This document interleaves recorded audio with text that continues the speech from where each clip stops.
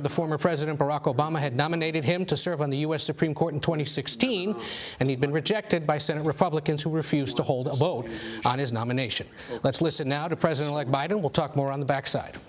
Yesterday, in my view, one of the darkest days in the history of our nation. An unprecedented assault on our democracy. An assault literally on the citadel of liberty in the United States Capitol itself. An assault on the rule of law. An assault on the most sacred of American undertakings, ratifying the will of the people in choosing the leadership of their government. All of us here grieve the loss of life, grieve the desecration of the people's house. But what we witnessed yesterday was not dissent, it was not disorder, it was not protest, it was chaos. They weren't protesters. Don't dare call them protesters. They were a riotous mob, insurrectionists, domestic terrorists. It's that basic, it's that simple. And I wish we could say we couldn't see it coming. But that isn't true. We could see it coming. The past 4 years, we've had a president who's made his contempt for our democracy, our Constitution, the rule of law, clear in everything he has done. He unleashed an all-out assault on our institutions of our democracy from the outset. And yesterday was but the culmination of that unrelenting attack. He's attacked the free press, who dared to question his power, repeatedly calling the free press the enemy of the people. Language at the time he first used it, I and others said, has long been used by autocrats and dictators all over the world to hold on to power, the enemy of the people. Language that is being used now by autocrats and dictators across the world, only this time with the imperator of an outgoing president of the United States of America. He's attacked our intelligence services, who dared tell the American people the truth about the effort of a foreign power to elect him 4 years ago, choosing instead to believe the word of Vladimir Putin over the word of those who've sworn their allegiance to this nation, many of whom had risked their lives in the service of this nation. He deployed the United States military, tear-gassing peaceful protesters in pursuit of a photo opportunity in the service of his re-election, even holding the Bible upside down. The action that led to an apology from the chairman of the Joint Chiefs of Staff and an outspoken denunciation of the use of military for domestic political purposes from scores of former military leaders and secretaries of defense, led by Secretary Cheney. He thought he could stack the courts with friendly judges who would support him no matter what. They were Trump judges, his judges. He went so far as to say he needed 9 justices on the Supreme Court because he thought the election would end up in the Supreme Court and they would hand him the election. He was stunned, truly stunned, when the judges he appointed didn't do his bidding, instead acted with integrity, following the Constitution, upholding the rule of law, not just once or twice or 3 times, but over 60 times. Let me say it, over 60 times. In more than 60 cases, in state after state after state. And then at the Supreme Court, as judges, including people considered, quote, his judges, Trump judges, use his words, looked at the allegations that Trump was making and determined they were without any merit. Nothing was judged to put this election in question or doubt by any of these judges. You want to understand the importance of democratic institutions in this country? Take a look at the judiciary in this nation. Take a look at the pressure it was just subjected to by a sitting president of the United States of America. At every level, the judiciary rose to the moment during this election, did its job, acted with complete fairness and impartiality, with complete honor and integrity. When history looks back in this moment that we've just passed through, I believe it will say our democracy survived in no small part because of the men and women who represent an independent judiciary in this nation. We owe them a deep, deep debt of gratitude. And then there's the attack on the Department of Justice, treating the Attorney General as his personal lawyer and the department as his personal law firm. Through it all, we would hear the same thing from this president. My generals, my judges, my Attorney General. And then yesterday, a culmination of an attack on our institutions of democracy. This time, the Congress itself, inciting a mob to attack the Capitol, to threaten elected representatives of the people of this nation, and even the Vice President to stop the Congress from ratifying the will of the American people in a just completed free and fair election. Trying to use a mob to silence the voices of nearly 160 million Americans who summoned the courage in the face of a pandemic that threatened their health and their lives to cast that sacred ballot.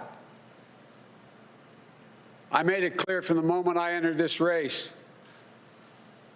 that what I believe was at stake. I said there was nothing less at stake than who we are as a nation, what we stand for, what we believe, what we will be. At the center of that belief is one of the oldest principles this nation has long held. We are a government of laws, not of men, not of the people, of laws. I said it many times in the campaign. Our democratic institutions are not relics of another age. They're what sets this nation apart. They're the guardrails of our democracy. And there's no president. That's why there is no president who is a king. No Congress that's a House of Lords. A judiciary doesn't serve the will of the president or exist to protect him or her. We have three co-equal branches of government, co-equal. Our president is not above the law. Justice serves the people. It doesn't protect the powerful. Justice is blind. What we saw yesterday in plain view was another violation of the fundamental tenet of this nation. Not only did we see the failure to protect one of the three branches of our government, we also saw a clear failure to carry out equal justice. I don't know if you used to say in the Senate, excuse a point of personal privilege. A little over an hour and a half after the chaos started, I got a text from my granddaughter, Finnegan Biden, who's a senior in her last semester at the University of Pennsylvania. She sent me a photo of military people in full military gear, scores of them lining the steps of the Lincoln Memorial because of protests by Black Lives Matter. She said, "Pop, this isn't fair. No one can tell me that if had been a group of Black Lives Matter protesting yesterday, they wouldn't have been treated very, very differently than the mob of thugs that stormed the Capitol." We all know that's true. And it is unacceptable, totally unacceptable. The American people saw it in plain view. And I hope it sensitized them to what we have to do. Not many people know it. When Justice Garland and I were talking, we talked about, I think he raised it, the reason for the Justice Department was formed in the first place. It was back in 1870. We didn't have a Justice Department before that, the cabinet.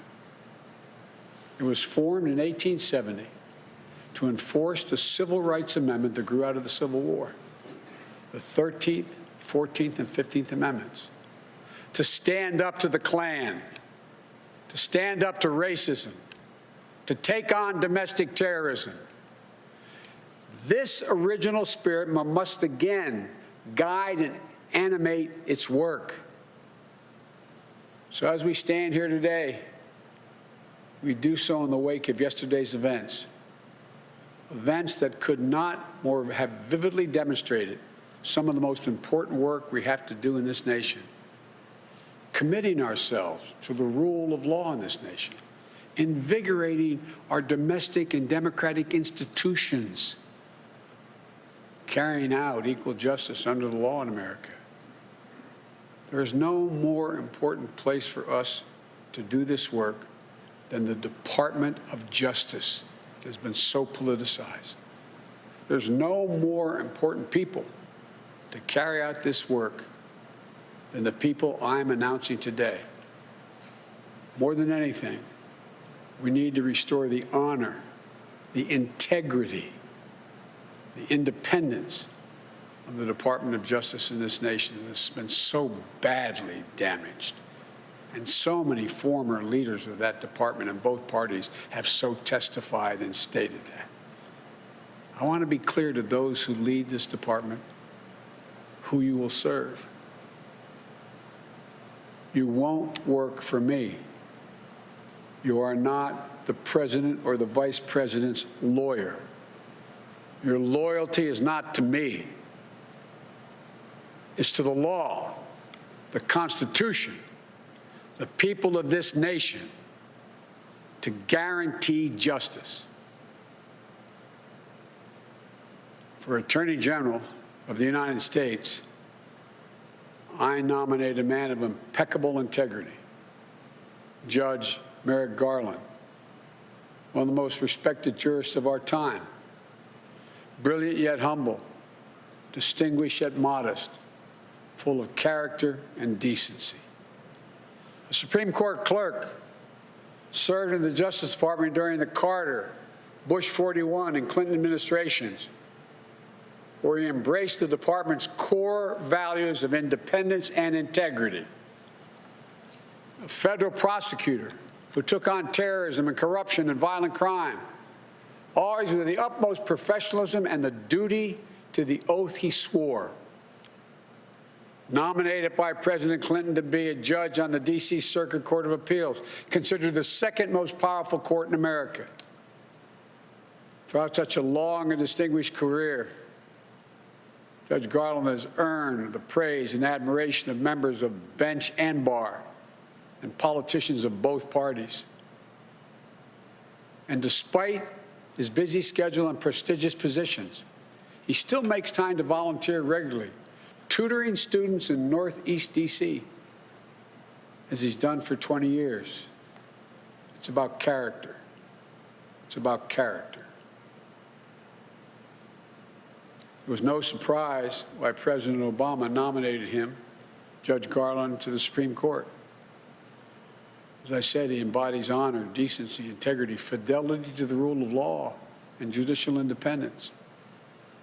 To those same traits, he will now bring, as Attorney General of the United States, not as a personal attorney to the president, but as the people's lawyer. He'll restore trust in the rule of law and equal justice under the law. And I fully expect, in discussions I've had, that he will receive a fair hearing and swift confirmation. And once he's confirmed, I will move promptly to nominate his replacement on the D.C. Circuit Court of Appeals. And I expect that the distinguished nominee will receive a prompt and fair hearing as well. For Deputy Attorney General, I nominate one of the most selfless people I've worked with, one of the brightest I've worked with. And I worked with her during the last administration. A 15-year veteran of the Justice Department, Lisa Monaco, Lisa knows the department inside and out. She is a definition of what a public servant should be: decent, trusted, honorable.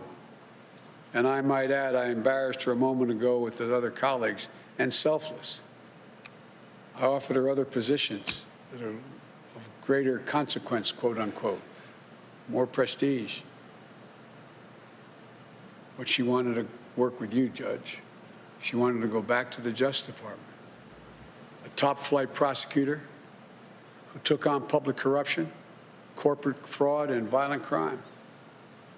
Chief of Staff to the Director of the FBI, the first woman ever confirmed as Assistant Attorney General for National Security, where she elevated cybersecurity to a top priority, and where it's even more consequential today than it was then.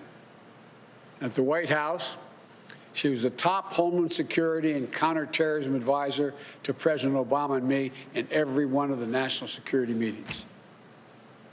She coordinated our fight against al-Qaeda and ISIL. She helped lead our response to the Ebola crisis. When the bombs went off at the finish line on Patriots Day in Boston, her hometown, she coordinated the federal government's response with local and state law enforcement to get to the bottom of this horrible tragedy. Lisa, I know you will help restore integrity and independence of the Department of Justice that you so revere. As Associate Attorney General, the number 3 job at the department, I nominate Vanita Gupta, a woman I've known for some time, one of the most respected civil rights lawyers in America. Started her career at the NAACP Legal Defense Fund, then on to the ACLU, both organizations to which I belong, and then to the Justice Department during the Obama-Biden administration, where she led the Civil Rights Division. At every step, with every case, she fought for greater equity and the right to right the wrongs of a justice system where they existed. And she's done so by bringing people together, earning praise from across the ideological spectrum for her approach to solving some of the thorniest problems we face. During the Obama-Biden administration, Vanita was put in charge of investigating the abuse of power in police departments in Ferguson, Missouri, and other communities torn apart by acts of violence and racial injustice. She helped institute common sense police reforms to build greater equity, safety, and trust. She was commended for her work by both law enforcement and those advocating for changes in the criminal justice system. That's a rare achievement, and it speaks volumes about her capacity to unite people in common purpose, which is what this is all about, uniting the American people. Born in Philadelphia, a proud daughter of immigrants from India. That sound familiar? If confirmed, Vanita will be the first woman of color to serve as Associate Attorney General. And I'm grateful that Vanita is leaving her current job, leading one of the premier civil rights organizations in the world, as she answers the call to serve once again to ensure that our justice system is even more fair and more equitable. Thank you. For Assistant Attorney General for Civil Rights, I nominate Kristen Clarke, who has spent her career advocating for greater equality and equity in our justice system. The daughter of Jamaican immigrants. Now, don't think this has been designed here.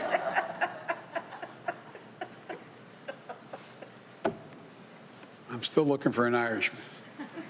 All kidding aside, the daughter of Jamaican immigrants, Kristen, is also one of the most distinguished civil rights attorneys in America. A proud native of Brooklyn, New York, she began her career, her legal career, in the very same office she's now nominated to lead.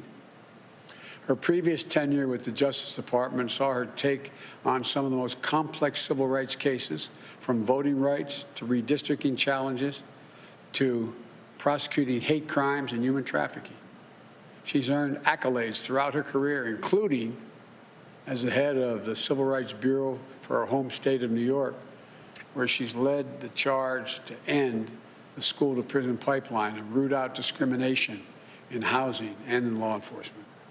She currently leads one of the nation's top civil rights organizations, where she promotes greater equity in voting rights, in our education system, in our housing system, in our justice system, and so much more.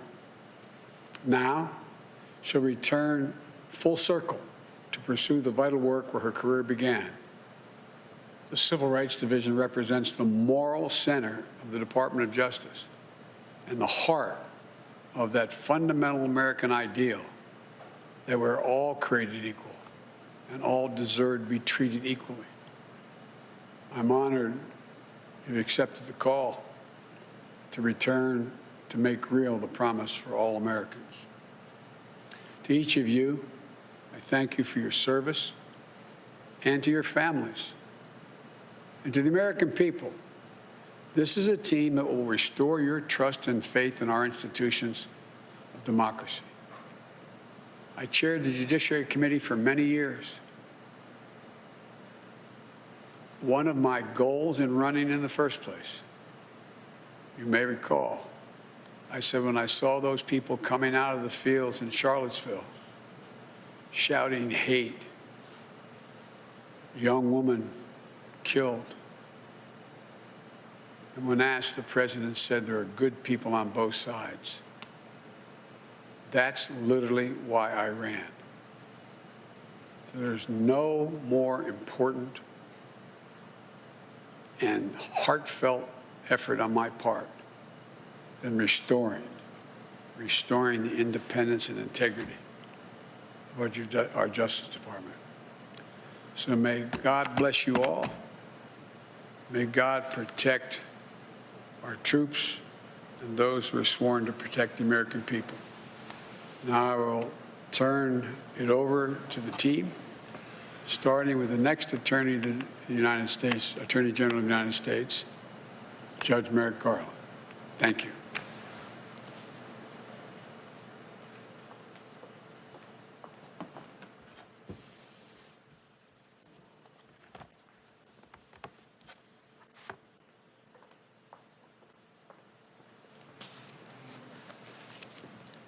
Thank you, President-elect Biden, Vice President-elect Harris, for asking me to serve as the Attorney General of the United States. Thanks always to my wife, children, sisters, late parents, without whose unstinting support I would not be standing here today. Thanks also to my grandparents, whose decision to undertake the difficult journey to America made all things possible for my family. If confirmed, I look forward to working with these wonderful DOJ veterans, Lisa Monaco, Vanita Gupta, and Kristen Clarke. Entering the Department of Justice will be a kind of homecoming for me. My very first job after serving as a judicial law clerk was to work as a special assistant to then Attorney General Ben Civiletti. Ed Levy and Griffin Bell, the first attorneys general appointed after Watergate, had enunciated the norms that would ensure the department's adherence to the rule of law. Attorney General Civiletti undertook to continue their work of crafting those norms into written policies. Those policies included guaranteeing the independence of the department from partisan influence in law enforcement investigations, regulating communications with the White House, establishing guidelines for FBI investigations, ensuring respect for the professionalism of DOJ's lawyers and agents, and setting out principles to guide the exercise of prosecutorial discretion. Those policies became part of the DNA of every career lawyer and agent. If confirmed, my mission as Attorney General will be to reaffirm those policies as the principles upon which the department operates. As Ed Levy said at his own swearing in, nothing can more weaken the quality of life or more imperil the realization of the goals we all hold dear than our failure to make clear by words and deed that our law is not the instrument of partisan purpose. In the decades that followed my first tour of duty at the department, I returned again and again in different roles. As a career line assistant U.S. attorney, as a criminal division supervisor, and finally as a senior official in the Office of the Deputy Attorney General. In the latter role, I worked with every component of the department on issues ranging from civil rights and antitrust to domestic terrorism and national security. I also worked directly with line prosecutors and agents in offices from Oklahoma City to Billings, Montana, from Sacramento, California to New York City. Attorney General, later Supreme Court Justice Robert Jackson famously said, "The citizen's safety lies in the prosecutor who tempers zeal with human kindness, who seeks truth and not victims, who serves the law and not factional purposes, and who approaches his job with humility." That was the kind of prosecutor I tried to be during my years of service at DOJ. In 1997, I left the department to serve the cause of justice in another role. As a judge, I have loved being a judge. But to serve as Attorney General at this critical time, to lead the more than 113,000 dedicated men and women who work at the department to ensure the rule of law is a calling I am honored and eager to answer. As everyone who watched yesterday's events in Washington now understands, if they did not understand before, the rule of law is not just some lawyer's turn of phrase. It is the very foundation of our democracy. The essence of the rule of law is that like cases are treated alike, that there not be one rule for Democrats and another for Republicans, one rule for friends, another for foes, one rule for the powerful, another for the powerless, one rule for the rich and another for the poor, or different rules depending upon one's race or ethnicity. And the essence of its great corollary, equal justice under law, is that all citizens are protected in the exercise of their civil rights. Those ideals have animated the Department of Justice since the very moment of its inception. As President-elect Biden just recounted, the department was founded in the midst of Reconstruction following the Civil War, with its first principal task to ensure compliance with the 13th, 14th, and 15th Amendments.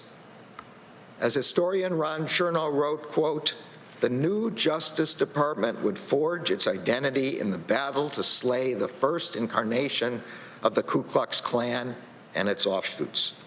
In that battle, the department successfully deployed its considerable resources to ensure civil rights, which were under militant attack." These principles, ensuring the rule of law and making the promise of equal justice under law real, are the great principles upon which the Department of Justice was founded and for which it must always stand. They echo today in the priorities that lie before us, from ensuring racial equity in our justice system to meeting the evolving threat of violent extremism. If confirmed, those are the principles to which I will be devoted as Attorney General. President-elect Biden understands this. As he said today and as he has publicly said before, quote, "It's not my Justice Department, it's the people's Justice Department. He promised that the person he chose to lead the department would have the, quote, independent capacity to decide who gets prosecuted and who doesn't. Vice President-elect Harris has also publicly stated, quote, any decision coming out of the Justice Department should be based on facts, it should be based on the law, it should not be based on politics, period. I could not agree more. And I would not have agreed to be considered for Attorney General under any other conditions. So thank you both for giving me the opportunity to serve.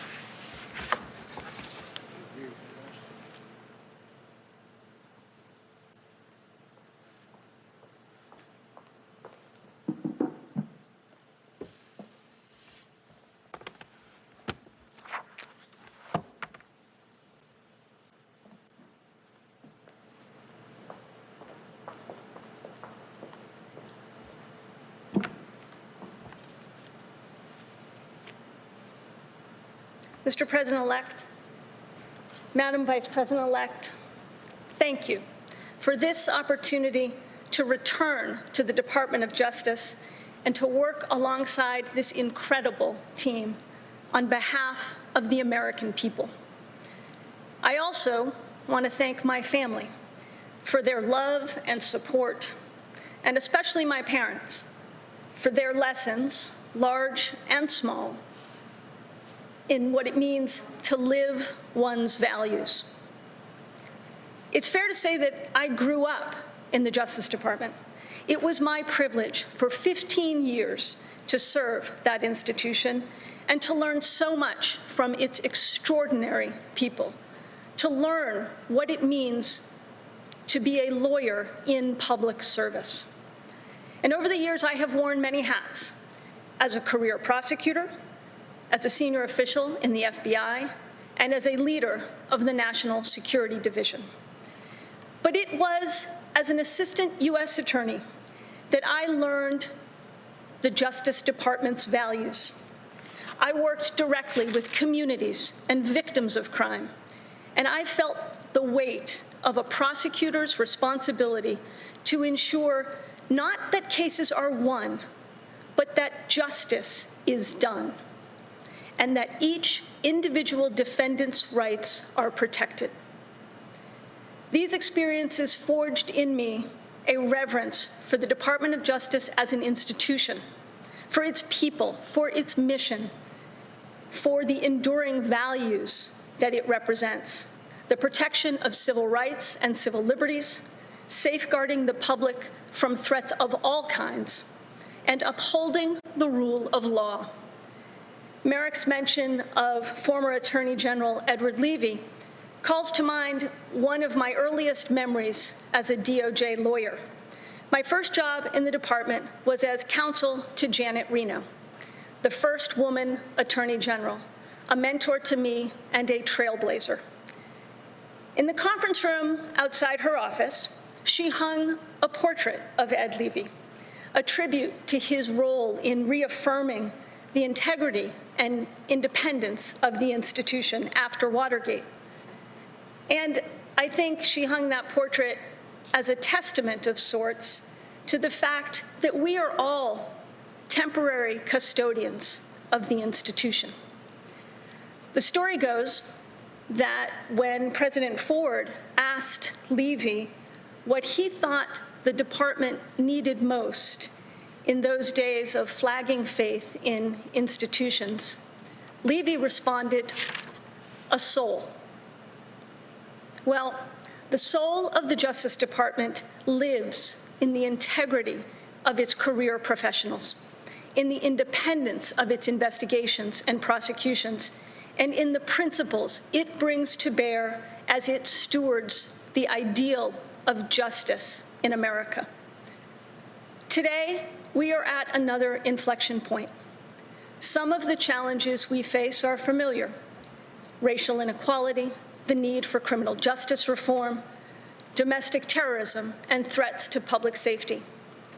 Some of the tasks are enduring, like the importance of working closely with law enforcement to ensure public safety and to build trust in our communities.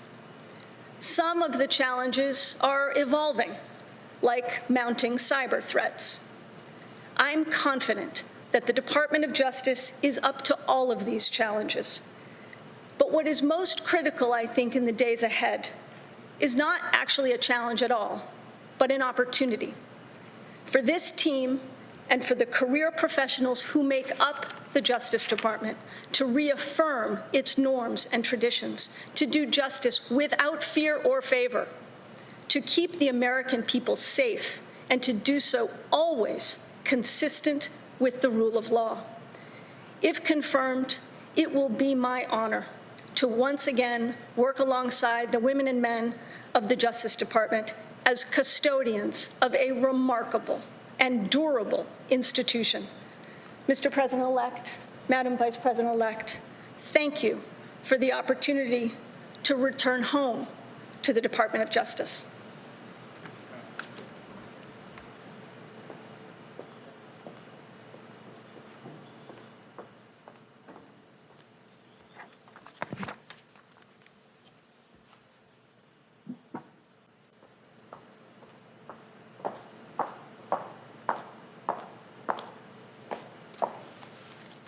Mr. President-elect, Madam Vice President, thank you for the opportunity to serve this nation. I want to thank my family and my parents who taught me early on the values that have led me to civil rights work and public service. I am humbled and honored to return to the Department of Justice. It is an institution that I love so, so dearly. And to once again work alongside the exceptional women and men who every day defend the Constitution, enforce our federal laws, and seek to create a more perfect union with deep integrity and without political interference. There are many agencies in the federal government, but actually only one that bears the name of a value. By virtue of that name, that value of justice, we know the department carries a unique charge and North Star. At its best, it is the keeper of a sacred promise. It's the promise of equal justice for all, that no one is above the law. And when this promise is pursued with vigor, it brings light to our nation and serves as a beacon to the world. But when abandoned, we degrade our democracy and sow the division that we've come to know all too well. The first time I felt the absence of that promise was as a 4-year-old child, one of my earliest memories. My parents were proud immigrants from India, an opportunity that was made possible by the Civil Rights Movement and the 1965 Immigration and Nationality Act. One day I was sitting in a McDonald's restaurant with my sister, mother, and grandmother. And as we ate our meals, a group of skinheads at the next table began shouting ethnic slurs at us, throwing food at us until we had to leave the restaurant. It is an early memory, but one that is seared in my mind.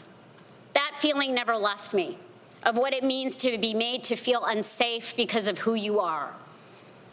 I kept another feeling with me, though, too, and that is one that has been ingrained in me by my parents and shared by my husband, whose family fled violence and war in Vietnam and sought refuge on these shores.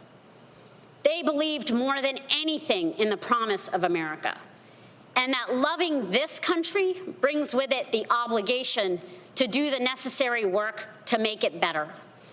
Those two feelings, for me, converge in the work ahead of us. Yesterday's horrific events at the Capitol reminded us that our democracy cannot be taken for granted, that our nation has a long history of disinformation, white supremacist violence, mob violence. It also reminded us that our values and our Constitution and our democracy, these do not protect themselves. It is people with courage who do that. And I am honored to return to a department that I know will push every day for justice, accountability, and equality under the law. It will not be enough to restore what has been undermined or lost. This moment demands bold leadership. The Department of Justice, as it has done throughout its storied history, will have to uncover and reckon with hard truths, hold people, companies, and institutions accountable to our Constitution and laws, drive change where there is injustice, and heal a nation that is starving for leadership and decency and hope. Now is the time to ensure that our economic system works for everyone, that we can protect the health and safety of all of the American people, and that we will harness all of the Justice Department's levers for civil rights, justice and police reform, and climate justice, and so much more. As the late Congressman John Lewis said, democracy is not a state, it is an act. And I pledge to the American people that if confirmed, I will act for justice every day. I pledge that to you, President-elect. I pledge that to you, Vice President-elect. I am honored, deeply honored, for the chance to work together with activists for justice, with law enforcement, with this extraordinary team that I'm so humbled to serve, with the incredible women and men at the Justice Department, to strengthen our democracy and to make equal justice under law a real promise for all. Thank you so much for this opportunity.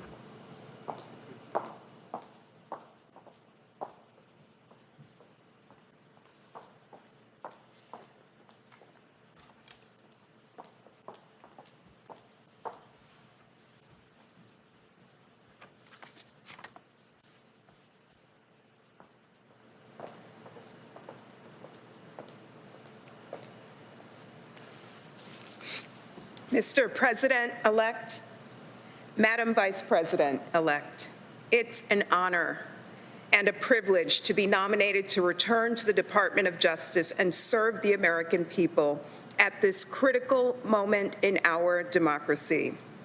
I am humbled and exceedingly proud to join the remarkable team that you have put together to pursue the urgent, timeless cause of equal justice under law. I stand here today deeply inspired by the example of the late Thurgood Marshall, Constance Baker Motley, and other public servants who dedicated their lives to advancing the cause of justice. We are at a crossroads. If I am fortunate enough to be confirmed, we will turn the page on hate and close the door on discrimination by enforcing our federal civil rights laws. Growing up in Brooklyn, New York, my parents instilled in me an unrelenting belief in the principles of hard work and respect for the dignity and humanity of all people.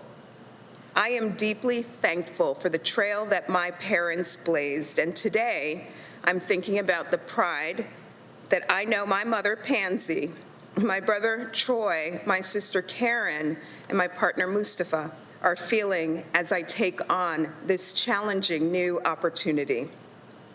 As a mom myself now, I see the future of America through the eyes of my son. And honestly, at times I am worried.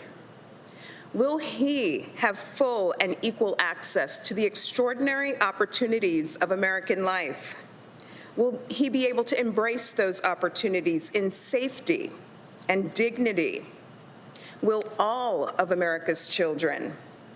Every parent lays awake some nights asking these same questions. I know that my own parents did. I was fortunate to benefit from amazing educational opportunities and plenty of lucky breaks that opened doors for me. But I know then, as I know today, that not everyone is blessed with the opportunities that I enjoyed. And that awareness has animated my life's work. It's what brought me to the Department of Justice, where I started my career, and it's what brings me back for this homecoming today. The department, and especially the Civil Rights Division, has always occupied a special place in my heart. The clarion call of equal justice under law is what binds us together as a nation. Now it's my honor to return to work alongside the dedicated career professionals who give of themselves every day to make that principle real in the lives of families like mine, in my son's life, and in the lives of all of our sons and daughters. I know the passion and fearlessness that both the President-elect and the Vice President-elect bring to the work before us, to restore justice, to heal our nation, and to move us closer to that ideal of equal justice. I'm humbled, honored, and eager to work with them and with this team. Thank you for giving me this opportunity to serve my country as a member of your administration.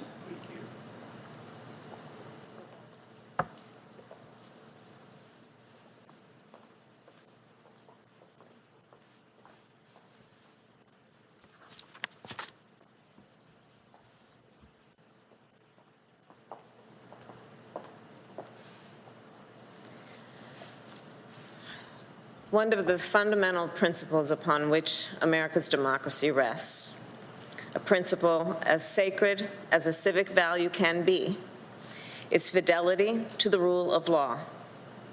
In times of stability, that principle can seem abstract, like something out of a legal textbook that isn't relevant to our daily lives. But in times of upheaval, we come to realize, to appreciate, just how vital the rule of law truly is. What we saw yesterday in our nation's capital was, as the President-elect has called it, an assault on the rule of law. And it has no place in our democracy. So I believe we must ask ourselves two questions about what happened yesterday. What went wrong, and how do we make it right? And I believe the answers require us to recognize that the challenge we're facing in our country is about more than the actions of the few we watched yesterday. It's about how to reform, how to transform a justice system that does not work equally for all. A justice system that is experienced differently depending on whether you're white or black. A justice system that is experienced differently if you're rich or poor. A justice system that's different depending on whether your job requires you to take a shower before you go to work or requires you to take a shower when you come home after work. We witnessed two systems of justice.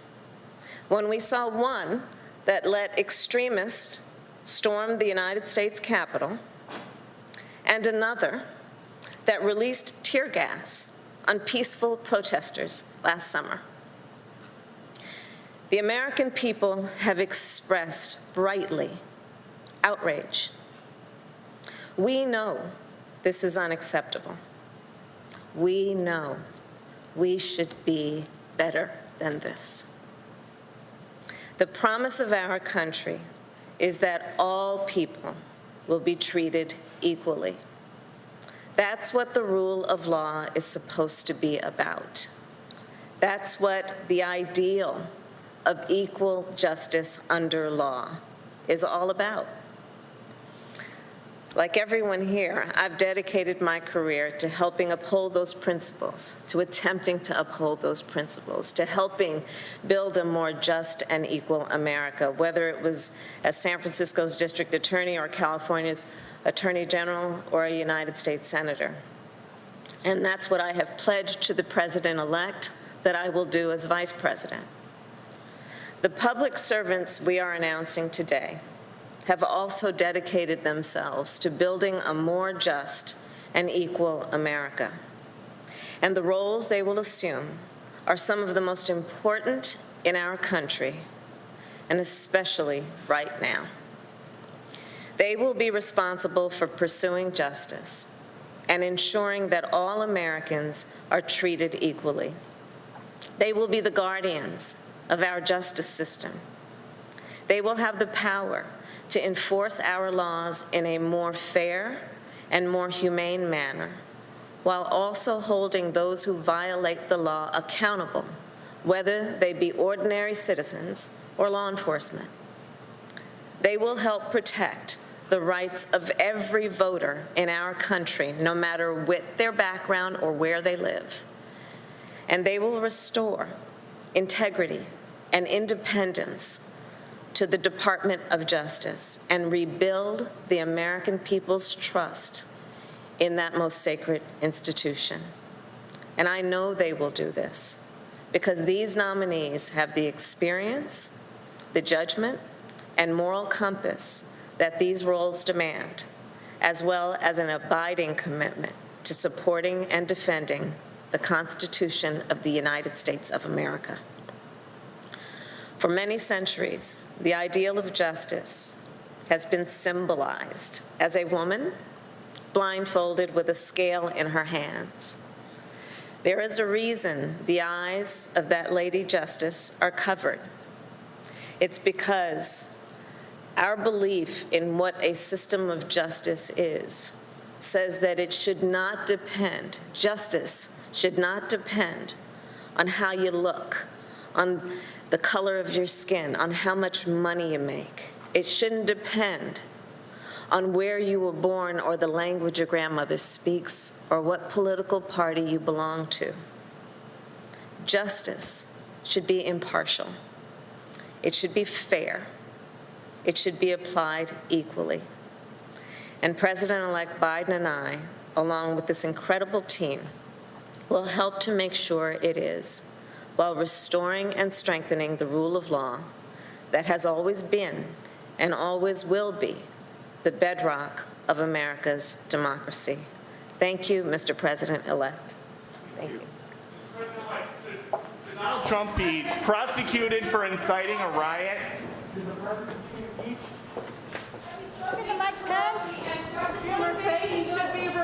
President-elect Biden, Vice President-elect Harris, and their picks to lead the Justice Department leaving without taking shouted questions about yesterday's assault on the U.S. Capitol. Thank you for being with us. I'm Ed O'Keefe again here at CBS. We've just seen the president-elect announce what occurred yesterday here in Washington. He called it one of the darkest days in the history of our nation, an assault literally on the citadel of liberty, and said that what we witnessed yesterday was not dissent, was not disorder, it was not protest, it was chaos. They weren't protesters, he said, calling them a riotous mob, insurrectionists, and domestic terrorists. And he called out what many Americans were thinking yesterday as they watched the events unfold, that if those assaults in the Capitol had been, as he said, a group of Black Lives Matter protesters, for example, they would have been treated very, very differently. Adding, we all know that's true. Today's event was officially called to introduce his nominees to lead the Justice Department. He told them, you're not the president's or the vice president's lawyer. Your loyalty is not to me, it's to the law, the Constitution, the people of this nation to guarantee justice. And Judge Merrick Garland, his choice for Attorney General, said that he's honored and eager to serve at this critical time, saying the rule of law isn't just some lawyer's turn of phrase, it's the very foundation of our democracy. My colleague Nicole Killian and I split the Biden beat these days. She's in Wilmington, Delaware, the President-elect's hometown. Nicole, as this event was getting underway, we learned that he's made some of his final top cabinet choices, correct? Yeah, that's right. CBS News has confirmed that the president-elect intends to nominate Rhode Island Governor Gina Raimondo for his Commerce Secretary and Boston Mayor Marty Walsh to serve as a Labor Secretary. And, of course, these were some of the last remaining holdouts as far as, really completing the cabinet, although the president-elect still has to name someone for SBA administrator, the head of the Small Business Administration, and also his CIA director. But certainly we are getting very near to that process, and likely will get a further announcement or introduction similar to the event that we saw today, possibly tomorrow, for those commerce and labor picks. And, you know, overall, we're starting to get some reaction to them. Just getting a statement now from the head of the American Federation of Teachers, who says with Marty's confirmation, workers will have a trusted partner at the department. But really, you know, for the president-elect, this is about building out the rest of his team and really getting to work, because as we know, the task ahead is quite large for the president-elect and his team going forward. Ed? Sure is. Nicole Killian in Wilmington, you heard the president-elect at one point say that he's looking for his Irishman. It appears he's found him. Marty Walsh, of course, being an Absolutely. Irishman. Yeah. Nicole, thank you. There were other developments as we were listening there to the president-elect and his choices up on Capitol Hill. House Speaker Nancy Pelosi and the incoming Senate Majority Leader Chuck Schumer are now calling on Vice President Mike Pence to invoke the 25th Amendment. And he would have to do that with members of the Trump cabinet. The speaker saying that the president has committed an unspeakable assault on our nation and our people, and she said she's joining Leader Schumer in calling on Vice President Pence to signal as early as today that he and the cabinet may be working on that. Remember, it would require a majority of the cabinet plus the vice president to do that, potentially also a vote of 2/3 of Congress. She said if the cabinet and the vice president do not invoke the 25th Amendment, Congress may be prepared to move forward with impeachment. She's also calling for the resignation of the chief of the U.S. Capitol Police and said that the House Sergeant at Arms, a man named Paul Irving, best known to Americans as the guy that introduces the President of the United States to Congress on the night of the State of the Union, has submitted his resignation over what occurred yesterday at the Capitol. We're living in profoundly consequential times, and we'll endeavor to keep you updated on it all throughout the day on our 24-hour streaming network, CBSN. You can watch it at cbsnews.com or on our free CBS News app. And there'll be much more on your local news on your CBS station, and a full wrap-up tonight on a special edition of the CBS Evening News with Nora O'Donnell. This has been a CBS News Special Report. I'm Ed O'Keefe, CBS News, Washington. For news 24 hours a day, go to cbsnews.com. And we've been watching a CBS News Special Report on CBSN. We're going to take a quick break now, but stay with us. We have a lot more news on the other side. You're streaming CBSN, always on.